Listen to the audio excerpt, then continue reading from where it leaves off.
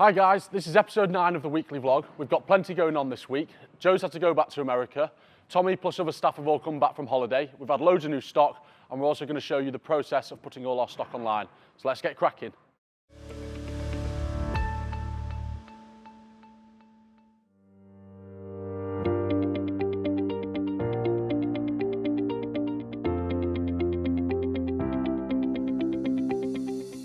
People always ask this question and they say, oh, you must be excited to go back. I always say I'm very neutral. Obviously it's quite exciting going back, different environment, better weather, college life's fun obviously, but then obviously you got the stress of not being here, if things go wrong and it's a bit harder to manage when you're not physically there. Most of the day-to-day I shouldn't really have much of an involvement in. Now obviously if there is a problem, sure, I'll happy to help, but really I shouldn't need to be involved in any day-to-day issues. Most of the time when I'm in America, I'm thinking about plans to go forward and big picture things that I can't, my brain doesn't have the freedom to kind of think about when I'm here. Like when I'm there, I'm really thinking about big picture ideas, how we're going to grow the company. I probably don't have the same amount of time free as I do when I'm here, which isn't a lot because obviously I've got classwork and lectures and stuff to go to. So it's not like I have any more probably time. I just have a different kind of time where I'm not distracted by speaking to people. The only real day-to-day thing I do is I'll still post all the photos, like all the new stock online. I'll still be responsible for putting all the new photos onto the website and doing the social media posts. Yeah, I think it'll definitely be interesting to kind of show you what I do in America. Obviously, maybe interesting what kind of college life's like there, but also what I do from a business side whilst being 3,000 miles away. You have to make sure you're speaking to lots of people in the company to make sure they're also telling you everything that's going on. But I think I'll show you kind of a lot of the digital work I do and maybe focus more on showing you a bit behind the scenes what I do on the website and what I do from a legal and financial standpoint. Communication will be key whilst I'm away. Phone calls, text messages, and we'll have weekly meetings. I've got some new cameras arriving today. These cameras I can twist and move to look at things. They are for security, but yeah, I think it's important I keep an eye on things and to make sure that procedures are being followed. And sometimes I do, as Jonathan will say, I watch him in the photo area, and if I see him doing something stupid with the sofa or with the cushions, then I can speak through them and I'll say stop, something like that. It's for security / quality control. So yeah, I will be watching.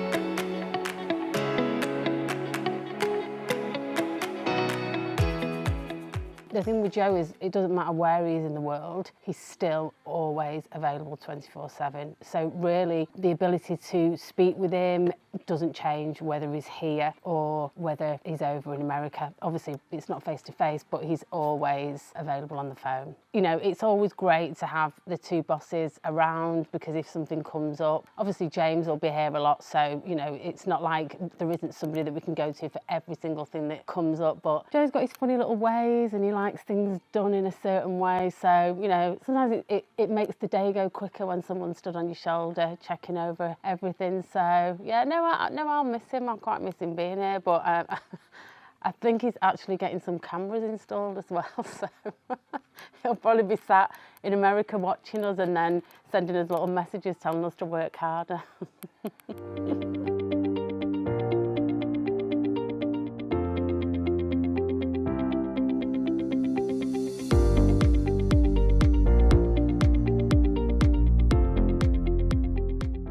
The day before I go, setting up some security cameras in the warehouse and the showroom. Obviously, they serve a dual purpose. One, safety and security. I think it helps, especially in the showroom, staff feel a bit more comfortable if they've got cameras watching them, if customers ever get a bit aggressive or anything like that. Obviously, it also helps me monitor things when I'm not here. I can see kind of how busy the showroom is. I can see if the warehouse is looking a mess. I can see if staff are just sat down doing nothing. Basically, it's a Wi-Fi enabled system that syncs all the video up to the cloud, and then I can watch it from wherever really. You can have like two-way audio through it as well, so I can speak through the camera, they can speak back to the camera.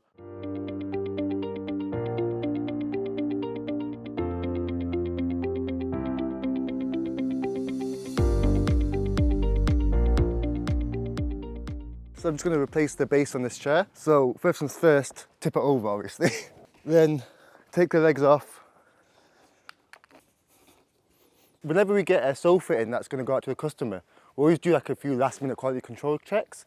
The main thing is checking the base first and foremost, make sure it's not ripped. This time it was ripped, like you can see here sort of thing. Any scratches, any cuts, any tears, and they'll get repaired. If there is going to be damage, most often it is to the base, because when it's transported, sometimes in the van it can tip over. Then you remove like this material, it's like a sample of the actual material in case you want to replace it or fix anything. So we always make sure to keep that on hand. And then now's the But this is the hardest part. We're just gonna measure out how much we need. We usually have like an inch overhang each side. And just cut it.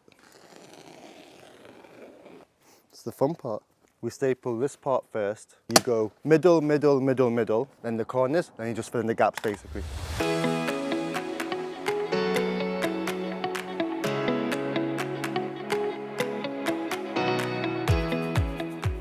There you go. It's ready to get wrapped and delivered in about half an hour actually.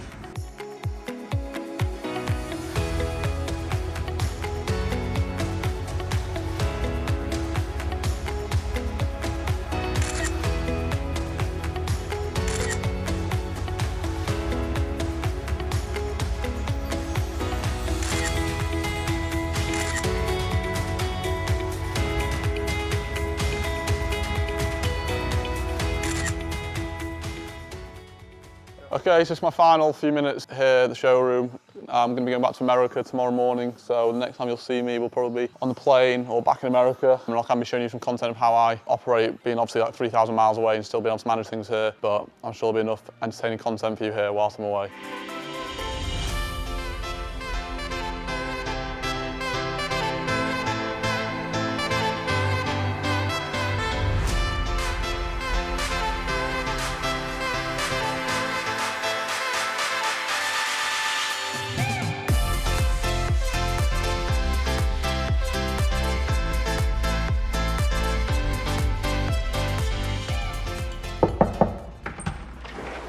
Hello, welcome, come on in.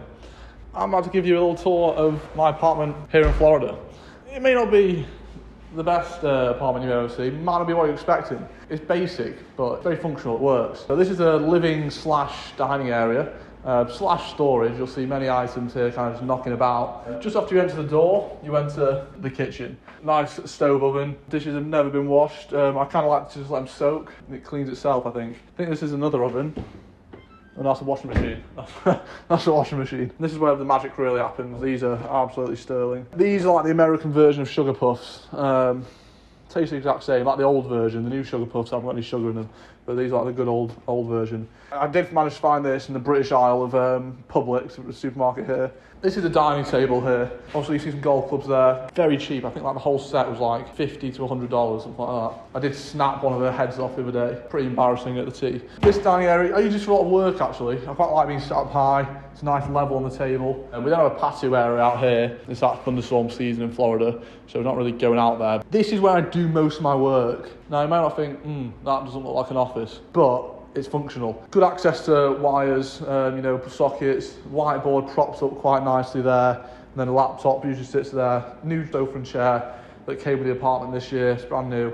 Not great, faux leather, not something I sell at JGFO, but it's free, so you can't complain. And then we got the bathroom in here. It's not terrible, it doesn't look great, but compared to what I've had at college, this isn't bad. It's got a bath as well, a bit disgusting, I'm not going to use a bath. Then we go into the bedroom here. So these are obviously very small beds. Very typical, I say, American dorm room. My roommate Thomas here, don't know what the hell this is. It's worrying. This looks like some kind of malaria sheet, I don't know. It's very strange. You're supposed to use this as a desk, but the chair that they provide with the desk, it does rock a bit, which is quite nice, but you do end up, a very fearful thing where, you're rocking too far back. You don't want to be in that situation. I keep a good few bits and bobs here, skipping rope, belt, Etihad Stadium sign, and that is the entire apartment.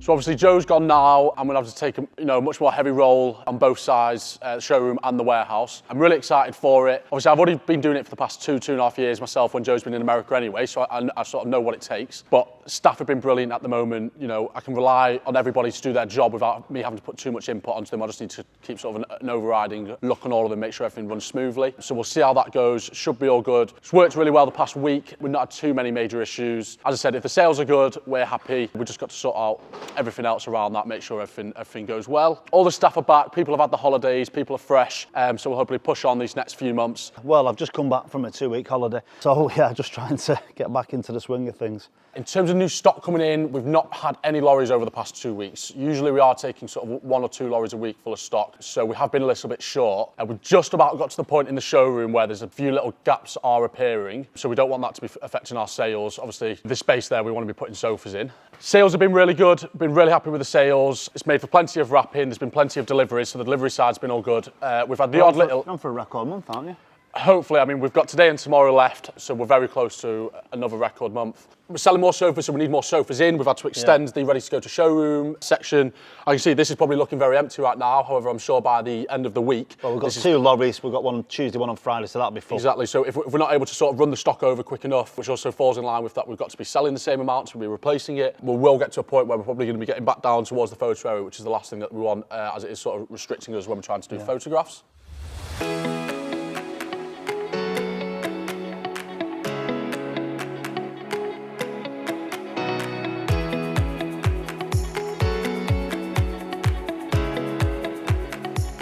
So with Joe back in Florida, my workload has increased quite dramatically over the past couple of weeks. So the decision has been made to take me off the sales floor, which I think was difficult for the boys because I was top salesperson, but anyway. And they've moved me over now to a more finance stroke HR role, which is great for me. I've worked in finance before, not HR, so a bit of a learning curve for me. But, you know, every day's a school day, never too old to take on new challenges. So really enjoying that.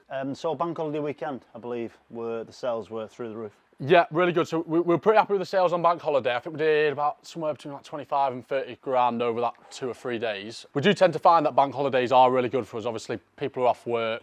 In terms of the showroom, we're starting to see quite a lot of gaps. Gaps appearing all over the place. Yeah. I'm hoping, obviously, with the stock that was photographed today, that's going to get full by tomorrow morning. And then, obviously, with the lorries coming in, there'll just be fresh stock constantly coming in as anything sells. So that's not sold for a while. Is this area not selling? No, it's just, it doesn't tend to do as well. I don't know why. I don't know whether it's just you can't see the sofas as well. You know, you can't get a stud back view of them. You're quite close to them. You can't. There's a lot of areas where you don't get a stud back view. I think, if anything, it's probably because they're not. I mean, also, I wouldn't say they're our best sofas. So, I mean, they're not the easiest sellers. As I said, this bright pink is a bit of a nightmare colour to sell. It was probably a bad buy, but it brightens up the showroom. So there's pros and cons to everything, even if it's not selling. So I don't mind this bright colour stuff not selling because I would gamble that if you move that to a different place, you'd sell it.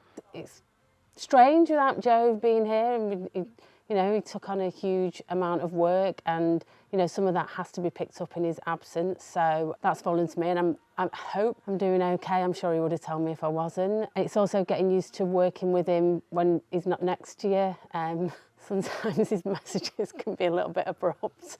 Sometimes I have to read them 3 or 4 times before I react. But, we're getting there. We're sort of learning how each other work and communicate. So, yeah, all good, all good.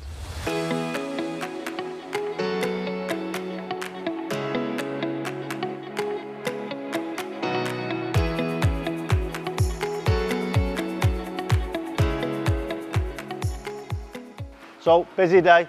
We had a furniture delivery lorry came in this morning, and as you can see, it's absolute carnage. So we've got all hands on decks. I've got an itinerary I've got to run through. I've got to match up all the sofas to the invoice, which is a tricky job because they're not all labelled up properly. And we've got to make sure all the cushions are there for all the sets, and we've got to keep Jonathan busy taking photographs. So it's a bit crazy. We've also got Kazim. Kazim's last day. Kazim, last day today. Yeah.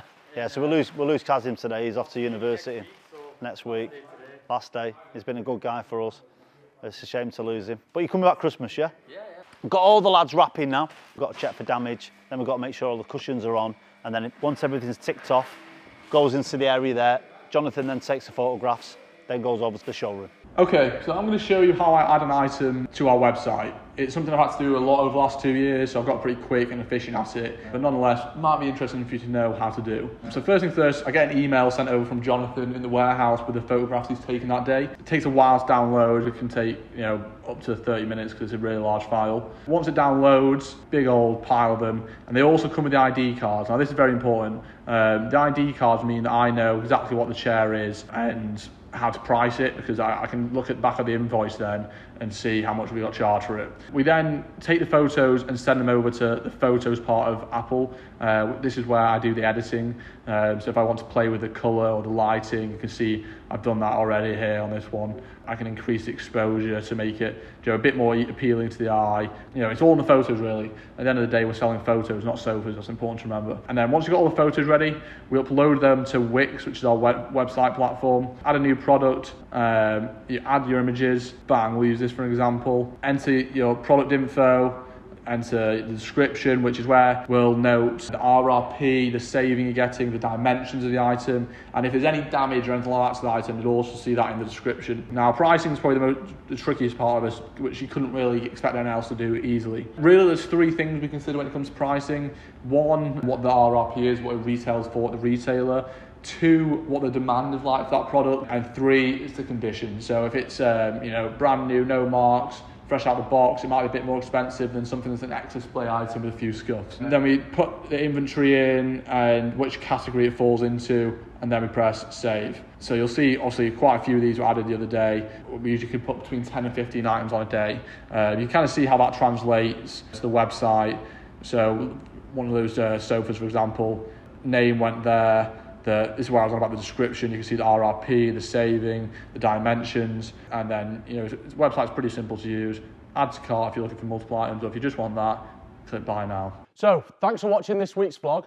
As always, make sure you like, subscribe and share this video online, and we'll be back next week with more content.